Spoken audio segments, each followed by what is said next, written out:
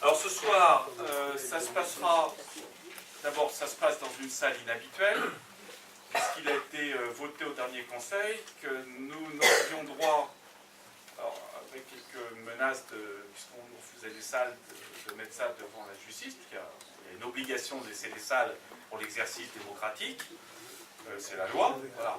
Donc pour éviter un nouveau revers juridique, on a déjà, on en est au deuxième ou au troisième, eh bien il a été voté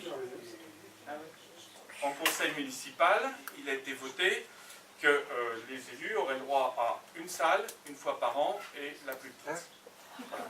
Une fois Une fois par an. Bon. Donc ça a été voté. Donc celle-là, c'est celle de l'année de 2016, pas l'unanimité. Et donc, on terminera en vous donnant rendez-vous à celle de 2017, mais c'est pas sûr qu'on se contente de cette proposition, bien entendu. On aura d'autres solutions pour exercer notre mandat, tout simplement. Et notre mandat, on estime que c'est d'abord écouter les gens, les informer et force de proposition. Alors, un tout petit rappel sur ce qu'est un plan local d'urbanisme, le PLU. Donc, c'est un document qui définit les orientations permettant aux habitants d'un même territoire de bénéficier des mêmes services, et ce, quel que soit leur lieu d'habitation. Le PLU s'applique donc sur l'ensemble du territoire de la commune, et ça n'est pas non plus un document figé, puisqu'il peut être modifié pour s'adapter aux changements législatifs en particulier, et cette révision générale qui est en cours, justement, était rendue nécessaire par l'adoption de la loi d'engagement national pour l'environnement, dite loi Grenelle 2, par la loi Allure sur le logement, mais aussi par l'adoption du schéma directeur de la région Île-de-France, le SDRIF, par le schéma d'aménagement et de gestion des eaux de la nappe de Beauce, et enfin par la prise en compte de la charte du PNR. Nous avions dénoncé l'amateurisme de l'équipe Guyard lors de la présentation du projet du PLU en mars dernier, un document général truffé d'erreurs qui ne paraissait pas avoir été relu, des erreurs grossières, mais l'adjointe à l'urbanisme avait considéré alors cela comme des détails. Or, les personnes publiques associées, c'est-à-dire les administrations qui sont consultées, les reprennent pourtant dans leurs avis, montrant ainsi le manque de professionnalisme de l'équipe en place. Le président de l'AGLO dénonce des volumes significatifs quand il parle des constructions. C'est un nom un peu doux pour la bétonisation à outrance.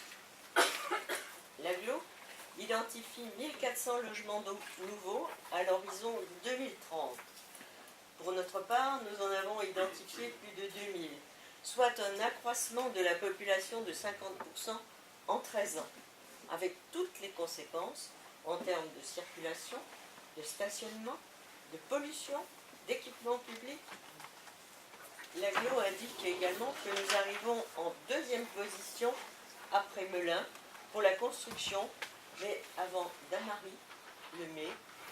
Le conseil départemental insiste sur le fait qu'aucune étude n'a été menée sur le trafic généré impactant le réseau viaire départemental, et cela ne permet donc pas de juger de la cohérence de l'urbanisation prévue. Rappelons que le projet Bord de Seine, 850 logements annoncés par M. Guyard et des activités économiques, engendrera une circulation importante dans un secteur déjà saturé à certaines heures. Quand on connaît les difficultés de circulation sur la D607 et sur l'accès au pont sur la Seine, on s'étonne qu'aucune étude n'ait été faite sur le sujet, mais c'est encore la marque d'une improvisation dans ce dossier pourtant crucial pour l'avenir de la commune. Le projet d'une nouvelle ZAC a été initié par un vote en conseil municipal de septembre. Pourquoi tant de précipitation? Le président de l'AGLO fait remarquer à M. Guyard, par ailleurs vice-président de la même AGLO, création de ZAC est maintenant une compétence de l'agglo. Qu'à cela ne tienne, on se dépêche puisqu'on a jusqu'au 1er janvier 2017 pour faire notre propre ZAC. C'est ce qui explique la précipitation. Or, le président de l'agglo fait déjà remarquer, à propos de l'extension de la ZAC de la Maroulou, qu'un nombre important de zones d'activité sur les territoires sont vides. Et puis, on sait également que les taxes issues de ces zones sont affectées à l'agglo. Alors, pourquoi prendre le risque d'une nouvelle création? C'est totalement incompréhensible. Les récents épisodes climatiques devront trouver une traduction dans le PLU, qui nécessite donc d'être complété par un chapitre spécifique. Parce que dans ce document, qui était sorti au mois de mars, il n'y avait rien concernant les risques d'inondation. Donc là, il y a maintenant nécessité d'un délocaliser la mairie, ça va aussi entraîner un risque de désertification des commerces du centre-ville. Parce qu'avant, on allait en centre-ville et on faisait toutes ces démarches. Maintenant, ça sera bien plus difficile. La liste Guyard, il y a 3 ans, avait inscrit en deuxième point une baisse de la pression fiscale. Et donc, sur la mandature, on devait voir baisser les impôts. Pour ceux qui ne viennent pas au conseil municipal, la première année, en fait, on a dû déjà combattre le fait que, de manière sournoise, ce qui ne se voit pas, une délibération a été proposée et votée par les élus, qui était de diminuer, je ne sais pas si vous regardez quelquefois vos taxes d'habitation, mais la taxe d'habitation se décompose en une valeur de votre bien. Ensuite, vous avez un abattement dit à la base, donc qui est un abattement voté par la ville, donc qui permet de diminuer cette valeur pour y appliquer ensuite le taux qui est voté chaque année par le conseil municipal. Cet abattement à la base, il existait depuis 72 ou 76, quelque chose comme ça, et de manière tout à fait légale, il était de 20% pour la commune. Donc 20%, en sachant qu'une loi dans les années 2000 a modifié la règle et que normalement il ne pouvait pas être supérieur à 15%. Donc malgré tout, les communes qui avaient voté ces délibérations bien avant pouvaient conserver le bénéfice de l'abattement. Au prétexte qu'il fallait à tout prix revenir au niveau national à 15%, une première délibération avait été passée. On avait manifesté contre ça parce que c'est sournois. En fait, vous ne le voyez pas. Il n'y a pas de modification de taux. Il y a simplement, je change l'abattement, mathématiquement, ça augmente. Au vote du budget, donc au 23 mars, on a eu un débat qui a été relativement houleux, où on a appris que la réduction de l'abattement avait permis à la commune d'encaisser 110 000 € d'impôts supplémentaires, donc juste l'abattement.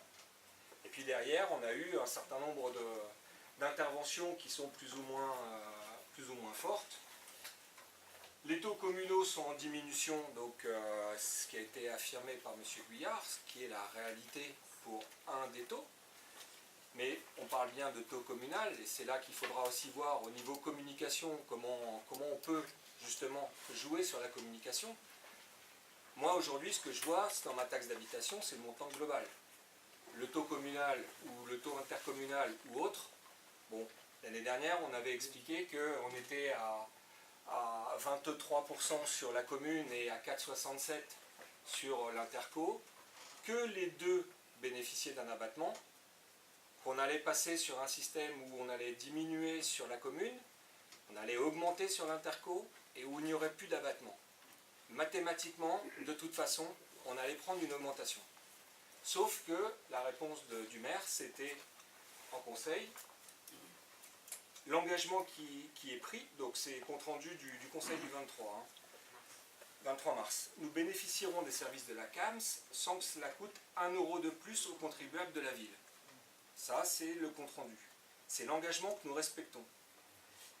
Et l'autre point qui suivait derrière, c'est quand on cumule les taux de la CAMS et les nôtres sur les bases 2015, il n'y aura pas d'augmentation de la pression fiscale, il n'y aura pas de baisse non plus.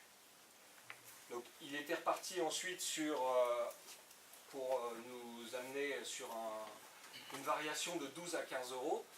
12 à 15 euros, c'est ni plus ni moins que ce que Louis Vogel avait annoncé à l'Interco 15 jours avant, qui était en fait le différentiel. L'Interco avait voté l'année dernière une augmentation de son taux de 8,0 quelque chose à 8,35, ça faisait 12 à 15 euros, mais ça concernait uniquement cette variation et pour l'Interco. Nous, on passait de 4,67 à 8,35.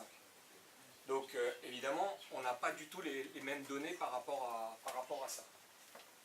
Donc, à aujourd'hui, je pense que la communication va être de dire, de toute façon, on a baissé la pression fiscale.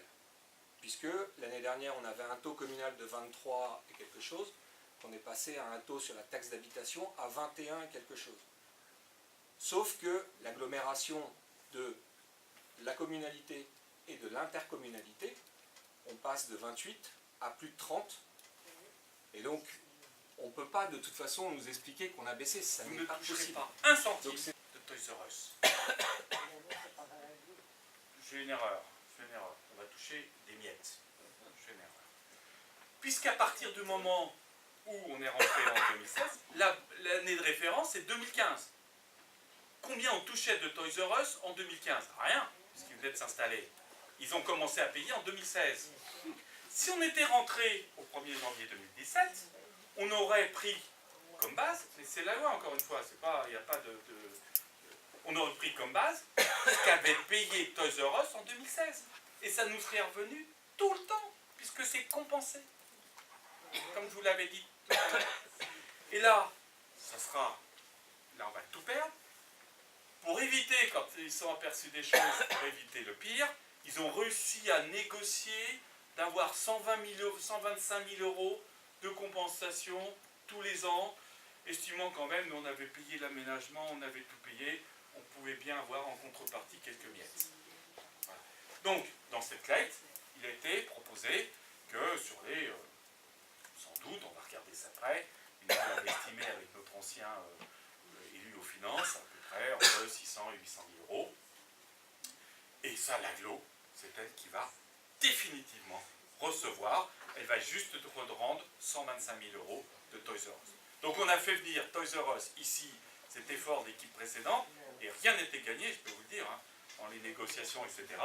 Et pour les incidences financières, quasiment rien, si ce n'est que demain, ce qui était prévu pour payer à la fois le remboursement de la dette et à la fois des services aujourd'hui, eh bien soit on va voir ce qu'on voit aujourd'hui, c'est-à-dire qu'il y a des services publics qui sont complètement à la baisse, soit effectivement vos impôts, ce qu'on voit aussi aujourd'hui, qui augmentent puisqu'on a la double peine. Dernier point, destruction de la mairie, où est-ce qu'on en est? Je vous rappelle, 1000 pétitions, 250 personnes en manifestation, gardez la mairie en centre-ville, améliorez-la, faisons ce qu'on... Voilà. Mais un cœur de ville, c'est bien souvent une mairie, une école, une poste, une église aussi, hein, voilà. On a des questions religieuses, c'est une église aussi, voilà. Et c'est ça, et des commerces, un marché, et autres. Donc, c'est ça le cœur de ville. Et l'association des petites villes et la Caisse des dépôts disent arrêtez les maires de mettre des centres commerciaux à vos portes et de pleurer parce que vos cœurs de ville meurent. Non, on a fait le contraire, on a refusé toutes les propositions sur phase commerciale et on a fait monter une locomotive qui attirait le commerce en cœur de ville. C'était donc simpliste, c'est des dossiers de 10 ans. Où est-ce qu'on en est? Donc, nous, on ne peut pas, en tant qu'élu, empêcher un maire de mettre les services publics là où il a envie de les mettre. C'est-à-dire, s'il décide que le service urbain, c'est ici que ça doit se passer, on ne peut rien faire. Et puis voilà, il est patron, il est employeur, il est patron, il est responsable de ces services. Par contre, ce qu'on essaie d'éviter, c'est la destruction de la mairie qui est vouée à être remplacée par des logements sociaux. Donc destruction complète et des logements sociaux. au bord de la nationale, la partie privative étant plus prévue sur les services techniques. Et ensuite, il y a tout le no man's land, sur lequel on n'arrive pas à avoir la moindre visibilité de ce qui va s'y passer, le stade, le parking, etc. Donc on a engagé un recours juridique, enfin on a engagé, il y a 4 requérants qui ont engagé, dont le représentant de notre équipe, qui ont engagé une procédure qui, lorsqu'il y a eu ce recours, a eu deux conséquences immédiates. Une, l'arrêt de la commercialisation, la bulle là, qui s'était faite en inauguration au champagne toute allure alors que rien n'était fait. Et deuxième, un permis modificatif pour essayer de commencer à répondre aux objections du recours qui avait été fait. Voilà. Le problème, c'est que impossible d'avoir, les avocats, impossible d'avoir les documents. Donc obligé de les demander à une commission nationale qui rappelle au maire la loi.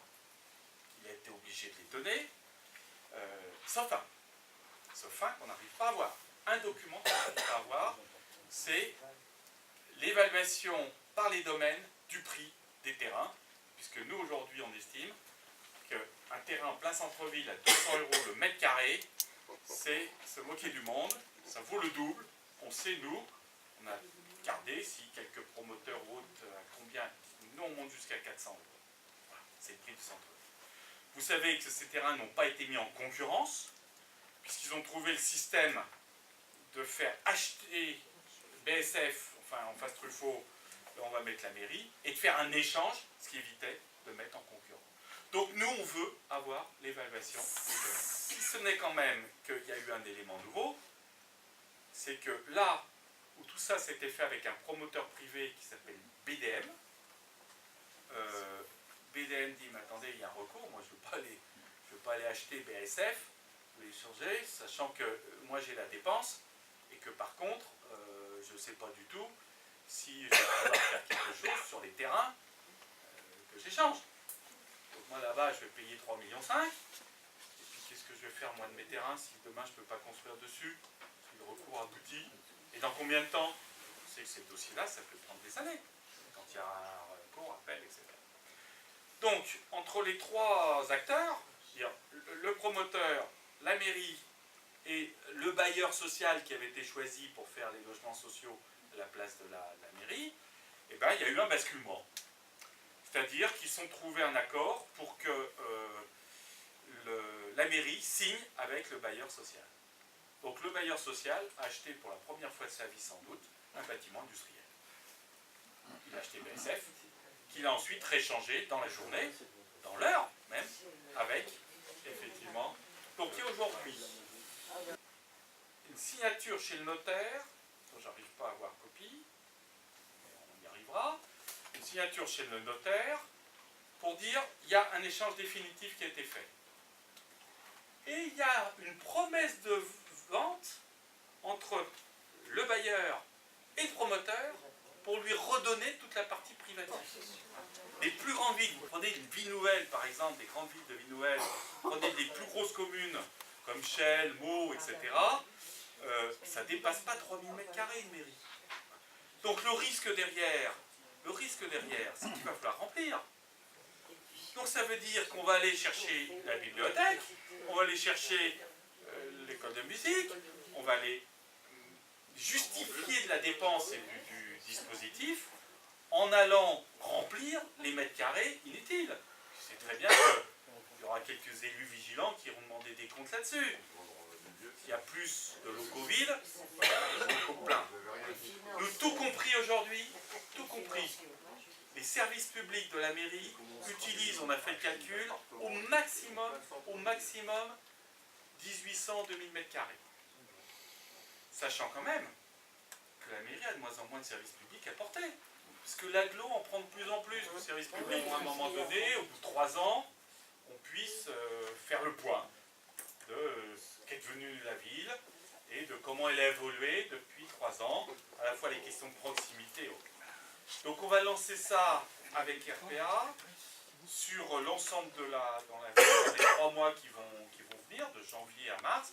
pour qu'à fin mars, quand on sera au chrono des 3 ans, eh bien, à 2 ans de la future campagne électorale, hein, il restera 2 ans, la campagne électorale démarrera 2 ans après, avec qui commence, j'en sais rien, c'est pas le sujet, dans tous les cas, mais qu'on puisse avoir, et que la collectivité, que l'équipe municipale puissent avoir le retour de la perception des habitants sur leur gouvernance depuis 3 ans. Donc, nous aurons, on vous rappelle que le samedi matin, il y a des permanences derrière ce qui est encore la mairie, la bibliothèque, ce qui est encore la bibliothèque.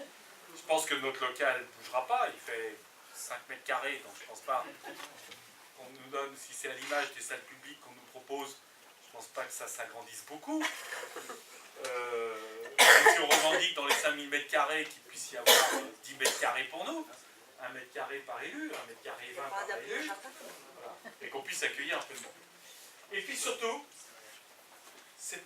la prochaine réunion publique, on vous rendra tous les résultats du travail, enfin des échanges, de la concertation qui sera faite pendant de janvier à mars avec les habitants. Voilà. Nous rendrons ça, les résultats, et nous ferons donc publiquement le bilan de ces 3 années de gouvernance sur la ville.